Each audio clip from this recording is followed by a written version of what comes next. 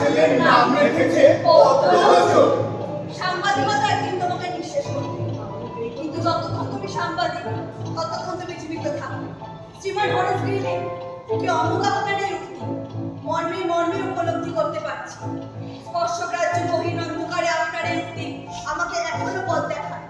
এখনো মনে হয় আরো একটু পথ এগিয়ে গেলে কেউ এসে গোপন সুরঙ্গের মুখ খুলে দেবে, আর সেই পথে সটান প্রবেশ করবে মধ্য দুপুরে তীব্র আলোক রশ্মি।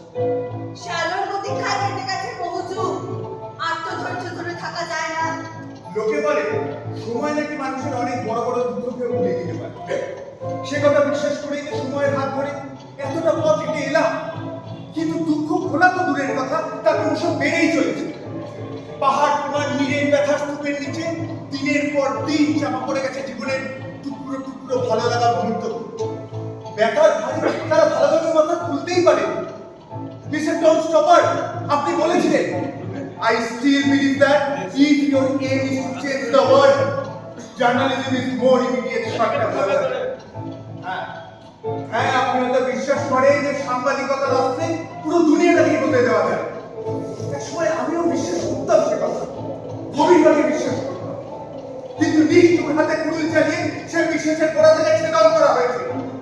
আমার সে বিশ্বাস আর বাসি মৃতদেহের মতো পড়ে আছে আমারই চোখের সামনে।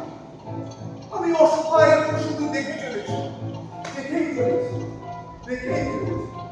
Journalism can never be silent. Journalism can never be silent. That is its greatest virtue and its greatest fault. It must speak and speak immediately. While the echoes of wonder, the claims of triumph and the signs of horror are still in the air. মাননীয় Henry অ্যানাটলে ব্রুনবয়, এই অস্থির সময় রুদ্ধ মাটিতে দাঁড়িয়েও কি আজ আপনি কথাগুলো বলতে পারবেন? Is it still believed that journalism can never be silent? আজকের বাতাসে একবার কান পেতে শুনুন কি বলছে আজকের ঝোড়ো বাতাস। আজকের সময় নৈশব্দের মধ্যে দাঁড়িয়েও কি কোনো শব্দের আভাস পাচ্ছেন আপনি? পাচ্ছেন কি কোনো শব্দের আভাস? A good newspaper, I suppose, is a nation talking to itself. A good newspaper, I suppose, is a nation talking to itself. A good newspaper, I suppose, is a nation talking to itself.